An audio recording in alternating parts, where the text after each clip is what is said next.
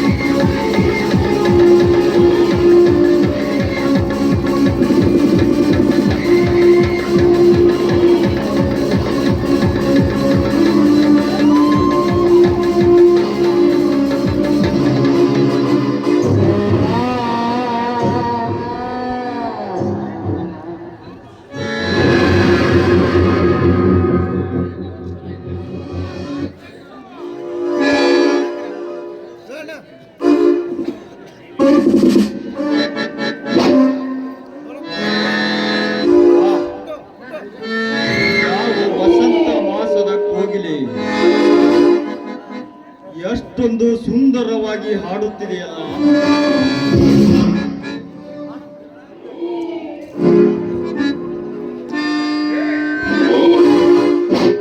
ಏನಿವಳ ಮೈಮಾಟ.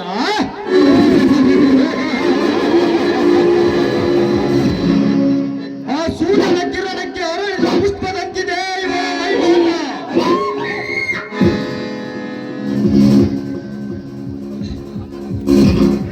ಈ ಪುಷ್ಪದ ಮಕರಂದವನ್ನು ದುಂಬಿಯು ಬಂದು ಹೀರಲು ಬಯಸಿದಂತೆ ನಾನಿವಳ ಸೌಂದರ್ಯವನ್ನು ಹೀರಲು ಉತ್ಸಾಹನಾಗಿದ್ದೇನೆ.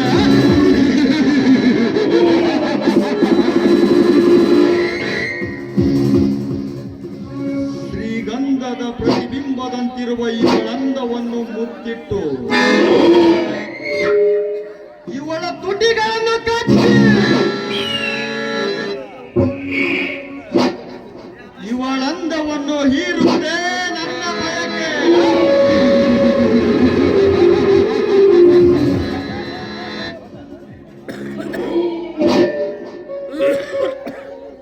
ಓಹೋ, ಇವಳು ಆ ವೀರನ ಗೌಡನ ತಂಗಿ ಲಕ್ಷ್ಮಿ.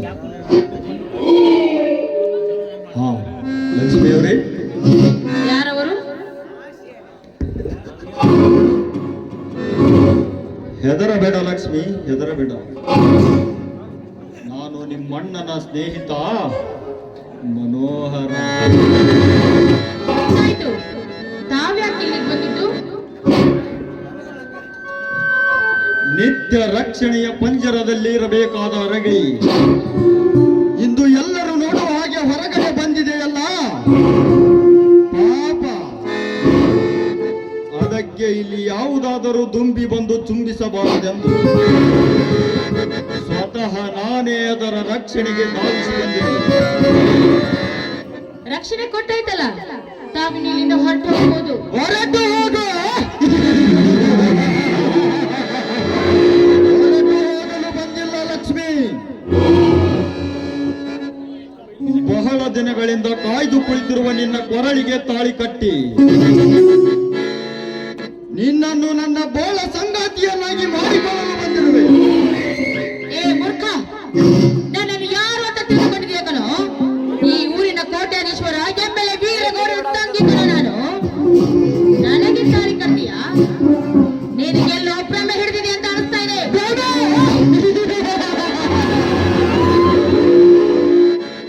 ಅದು ಈ ವೀರ ವೀರಾದಿ ವೀರನಿಗೆ ಭ್ರಮೆ, ಕ್ಷಣಾರ್ಥದಲ್ಲಿ ಅನೇಕ ಹೆಣ್ಣುಗಳನ್ನು ಸೃಷ್ಟಿಸಿ ಪಡೆಯಬಲ್ಲ ಈ ಕಲಾಬ್ರಹ್ಮನಿಗೆ ಭ್ರಮೆ. ಹೇ ಲಕ್ಷ್ಮಿ, ನೀನು ವೀರನಗೌಡನ ತಂಗಿಯಾಗಿರಬಹುದು, ಇಲ್ಲ ಆ MLA ತಂಗಿಯಾಗಿರಬಹುದು. ಆದರೆ ಈ ನನ್ನ ಕಾಮದ ಪ್ರೇಮಕ್ಕೆ ಅದ್ಯಾವುದೂ ಸಮವಲ್ಲ. ನೋಡು ಲಕ್ಷ್ಮಿ, ಸುಮ್ಮನೆ ವಿಮುಖಳಾಗದೆ ಈ ವನದೇವತೆಯ ಸಮ್ಮುಖದಲ್ಲಿ ನಾನೇ ನಿನ್ನ ಪತಿ ಎಂದು ಒಪ್ಪಿ ಬಿಡು ಲಕ್ಷ್ಮಿ.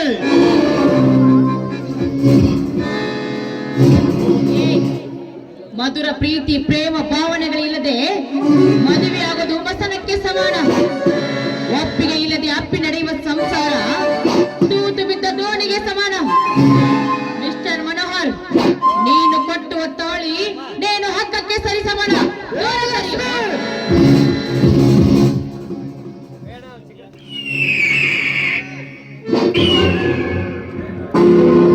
ನಾನು ಕಟ್ಟುವ ತಾಳಿ ನೇನು ಹಗ್ಗಕ್ಕೆ ಸಮಾನವೇ. ಮಧುರ ಭಾವನೆಗಳಿಲ್ಲದ ಮದುವೆ ಮಸಳಕ್ಕೆ ಸಮಾನವೇ.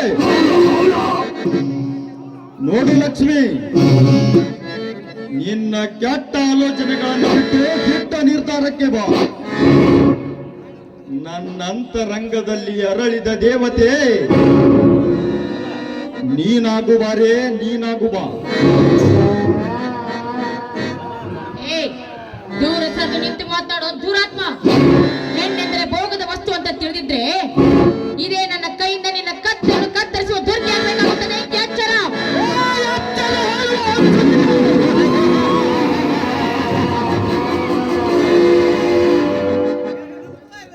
ಕೇಳಿಲ್ಲಿ ನಿನ್ನ ದುರ್ಗಾ ಶಕ್ತಿಯ ಹೆಣ್ಣಿನ ಕಥೆಯನ್ನು.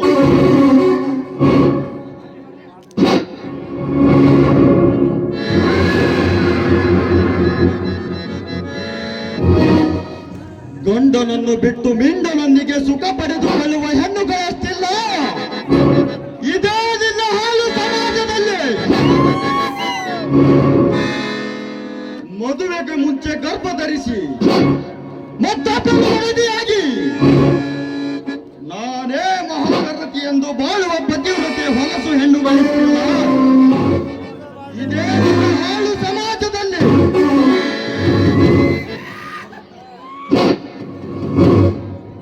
ನೋಡು ಲಕ್ಷ್ಮಿ, ಈಗ ನೀನು ನನ್ನ ಮಾತು ಮೀರಿದರೆ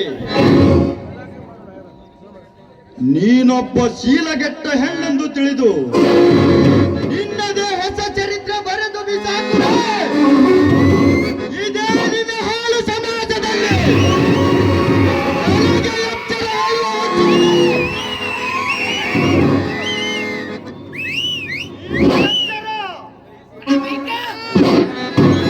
ಹಾಗಾದ್ರೆ ಇದೇ ನಿನ್ನ ಕೊನೆ ನಿರ್ಧಾರವೇ?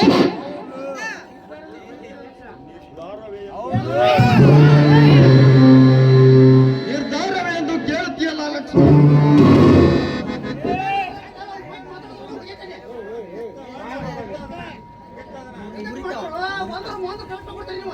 ನಾನೆಂದು ಕಾಲೇಜ್ ಕಲಿಯಲು ಈ ಬೆಂಗಳೂರಿಗೆ ಕಾಲಿಟ್ಟೆನು.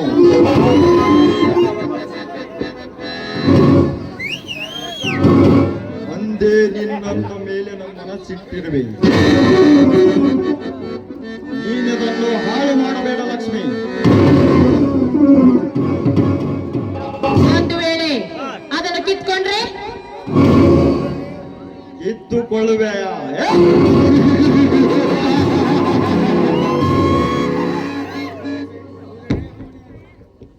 ಸತ್ಯ ಶಿರೋಮಣಿಯಾಗಿ ಬಾಳುವ ನಿನ್ನ ಶೀಲವಲ್ಲ ತಿನ್ನು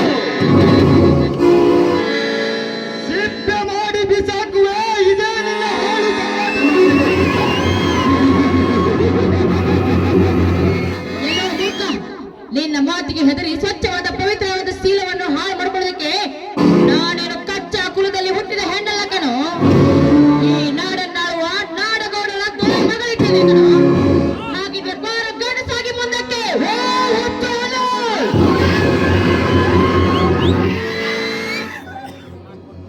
ನನ್ನ ಗಂಡಸ್ತನಕ್ಕೆ ಸವಾಲ್ ಹಾಕಿಯೋ ಬಂದೆ.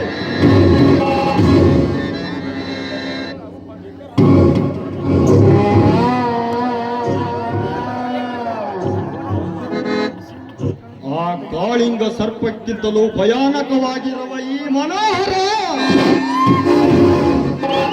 ನಿನ್ನ ಶೀಲ ಕೆಡಿಸದೆ ಬಿಡಲರ. ಈ ಕ್ಷಣದಿಂದ ನೀನು ಈ ರಾಜಾಧಿರಾಜನ ಸತ್ತು ಬರಲೇ ಬಾ.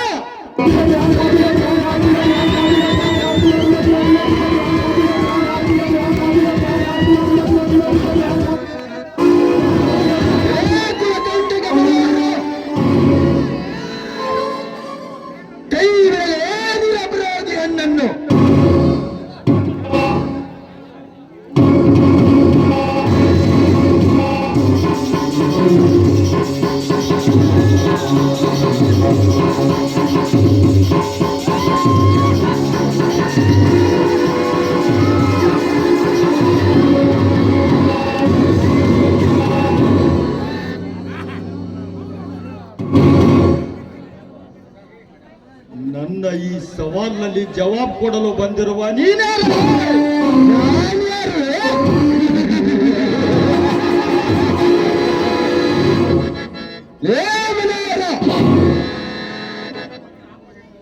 ಭಾರತದ ಆರ್ಯ ನಾರಿಯರ ಘನತೆಯ ಆಯ್ಕೆ ಧಕ್ಕೆ ಮಾಡುವವರ ಕಣ್ಣು ಬೀಳುವ ತೀರ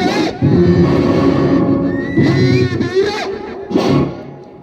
ಸಂಗೊಳ್ಳಿ ರಾಯಣ್ಣನ ವಂಶದ ಶೂರ.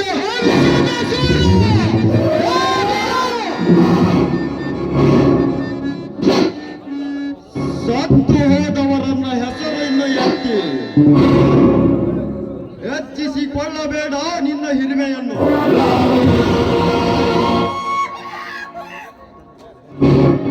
ಶೂರ ನಾನೆಂದು ಎದೆ ತಟ್ಟೆ ನಿಂತವರನ್ನು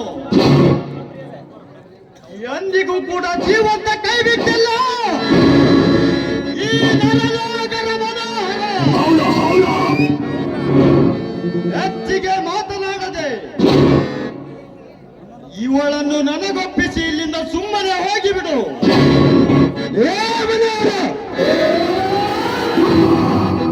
ನಿನ್ನಂತ ಕಚಡಾರ ಹುಡುಗ ಎದುರಿ ಈ ಕುವರಿಯನ್ನು ನಿನ್ನ ಕೈಗೆ ಸಿಲುಕಿಸಿ ಹೋಗಲು ನಾನೇನು ಹೇಳಿಯಲ್ಲ. ಹೆಣ್ಣೆಂದರೇನು ಬಜಾರ್ನಲ್ಲಿ ಸಿಗುವ ಹಣ್ಣಲ್ಲ. ಈ ಹೆಣ್ಣು ಕರ್ನಾಟಕ ಬಾವುಡ ಕೆಂಪು ಹಳದಿ ಚಿಹ್ನೆ, ಅರಿಶಿನ ಕುಂಕುಮ ಅಂದರೆ ಗಲಾಟೆಯ ಸಂಕೇತ. ಆ ಕರ್ನಾಟಕ ಬಾವುಟವನ್ನು ಮುಟ್ಟಿದರೇನೇ ಅಂತದರಲ್ಲಿ ನೀನು ನಿಜವಾದ ಹೆಣ್ಣನ್ನೇ ಮುಟ್ಟಿ ಅಂದ ಮೇಲೆ ಮುಟ್ಟಿಯ ನಿನ್ನ ಕೈಯನ್ನು ಕಡಿಯದಿದ್ದರೆ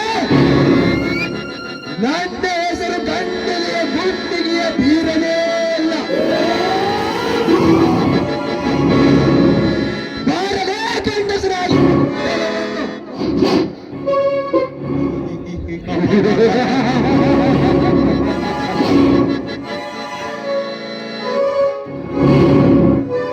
ಬೇಡ ಬೀರ ಬೇಡ.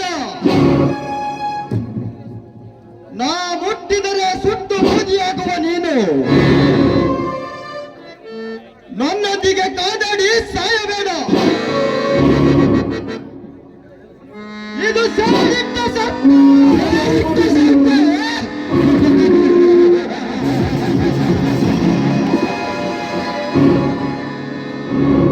ನೀನು ಸೇರಿಟ್ಟ ಸರ್ಪವಾದರೆ ಮೇಲಕ್ಕೆ ಹತ್ತಿ ಗರಗರನೆ ತಿರುಗಿಸಿ ನೆಲಕ್ಕಾಗಿಯ ಕೆರೆ ಬೆಚ್ಚಿನ ಕರುಳಿದ್ದೇವೆ. ಹೆಚ್ಚಾಗಿ ನೀ ಚೀರಿದರೆ ಸಿಕ್ಕಂತ ಗುರಿಯಾಲು ಕುಡಿದು ನಿನ್ನೆದೆಗೆ ಗುದ್ದುವ ಟಗರಿದ್ದೇನೆ.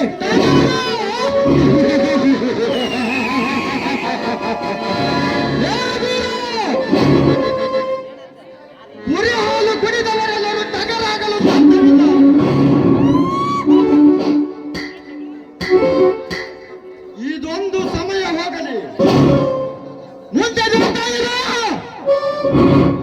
ನಿನ್ನ ಟಗರು ಈ ಮನೋಹರನ ಚದುರಂಗದಾಟದಲ್ಲಿ ಹೇಗೆ ಉರುಳುತ್ತದೆ ಎಂದು ಬರುತ್ತೇನೆ ಬೀರ, ಬರುತ್ತೇನೆ.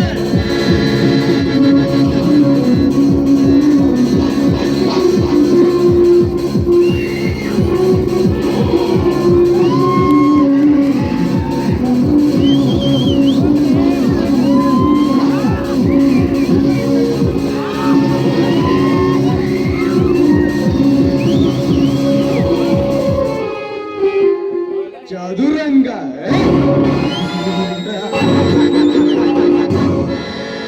ಈ ಚದುರಂಗದಾಟದಲ್ಲಿ ಈ ಬೀರನ್ನ ಕೆಳಗಿದವರನ್ನು ಚದುರಿಸಲು ಬಿಟ್ಟಿಲ್ಲ. ಈ ಬೀರ ಹೋಗಲೇ ಹೋಗ, ನಿನ್ನಂತಾನಿಗೆ ಹೆದರೋನಲ್ಲ ಈ ಗಂಡೆದೆಯ ಗುಂಡಿಗೆಯ ಶೂರ.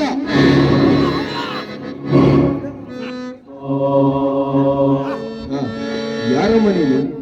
ಇಲ್ಲಿಗೇಕೆ ಬಂದಿರುವೆ? ಈ ಜಾಗದಲ್ಲಿ ಒಬ್ಬಂಟಿಯಾಗಿ ಬರಬಾರದು. ಹೋಗಿ ಬಿಡು ಮನೆಯ ಕಡೆಗೆ.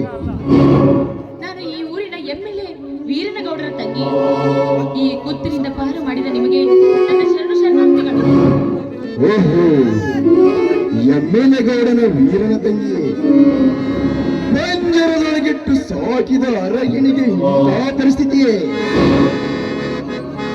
ಇರಲಿ ಇರಲಿ. ನಿಲ್ಲಿ ಬೀರ, ನಿಮ್ಮ ಶೂರತನಕ್ಕೆ, ಈ ನಿಮ್ಮ ಧೀರತನಕ್ಕೆ ನನ್ನ ಮನಸ್ಸು ಸೋತೋಗಿದೆ. ನೀವು ನನ್ನ ಕೊರಳಿಗೆ ತಾಳಿ ಕಟ್ಟಿ ನನ್ನ ಗಂಡನಾಗ್ಬೇಕು ಅಂತ ನಿಮ್ಮ ಕಾಲಿಡಬೇಕು. ಛೇ ಛೇ, ಎದ್ದೇಳಮ್ಮ. ಎಂತಹ ನಿರ್ಧಾರ ನಿನ್ನದು? ನಿನ್ನ ಅಣ್ಣ ಮೊದಲೇ ನನ್ನ ಬದ್ಧವೈ, ಅದರಲ್ಲಿ ಬೇರೆ ನೀನು ಬಹಳ ಸಾಲಿ ಕಲತಾಕಿ. ನಾನು ಶಾಲಿ ಕಲಿಯದ ಶತದಟ. ಇನ್ನು ನನಗೂ ನಿನಗೂ ಎಲ್ಲಿಯ ಹೊಂದಾಣಿಕೆ, ಎಲ್ಲಿಯ ವಿವಾಹ? ಹಿಂತೆಗೆದುಕೋ ನಿನ್ನ ಮಾತನ್ನು. ನೋಡಿ ಬೀರ, ಪ್ರೀತಿ ಎಂಬ ಶಬ್ದಕ್ಕೆ ಯಾವ ಅಂತರವೂ ಇಲ್ಲ.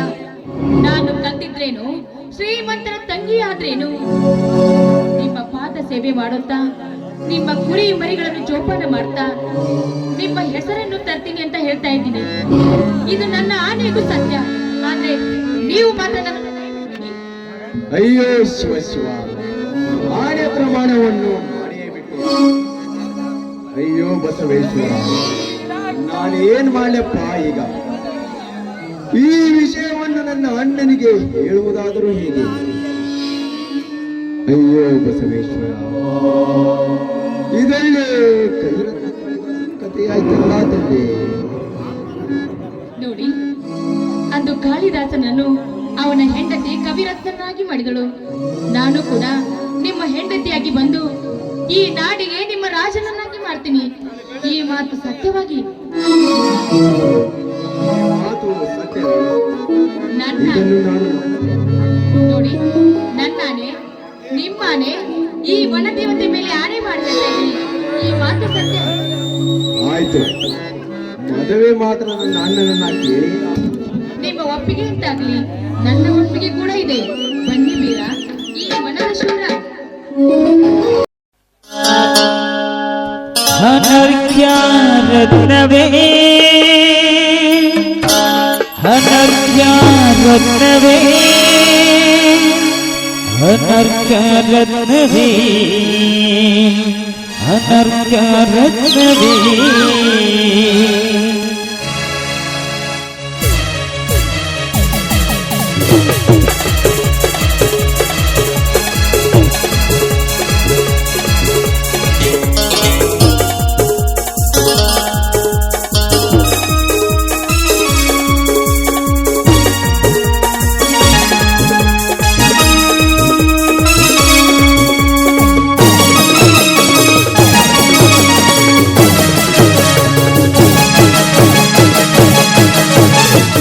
ಚುಟು ಚಳಿಯಲ್ಲಿ ನದಿಯ ರಸ್ತೆಯಲ್ಲಿ ಚುಮ್ಮಿ ಚುಮ್ಮಿ ಚುಳ್ಳಿಯಲ್ಲಿ ರವಿಯ ಗನ್ನೆಯಲ್ಲಿ ಮೀರ ಮೀರ ಮೆಚ್ಚುವೆ ನೀರಲ್ಲಿಯ ರೂಪವೇ ಮೀರ ಮೀರ ಮೆಚ್ಚುವೆ ನೀರಲ್ಲಿಯ ರೂಪವೇ ಅನರ್ಥ ರತ್ನವೇ ಅನರ್ಥ ರತ್ನವೇ ಅನರ್ಥ ರತ್ನವೇ ಅನರ್ಥ ರತ್ನವೇ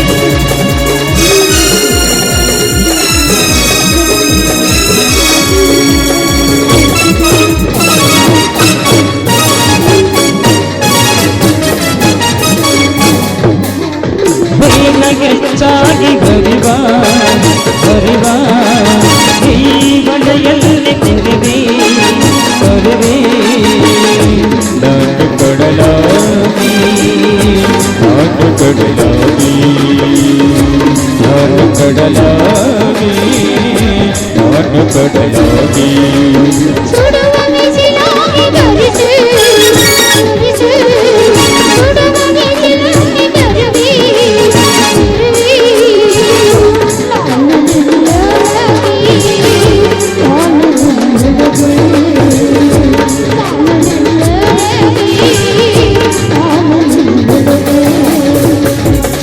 ನಮ್ಮ ಜೀವನ ಪೈವ್ಯದ ಸಮಯಗಳಿಗೆಯಲ್ಲಿ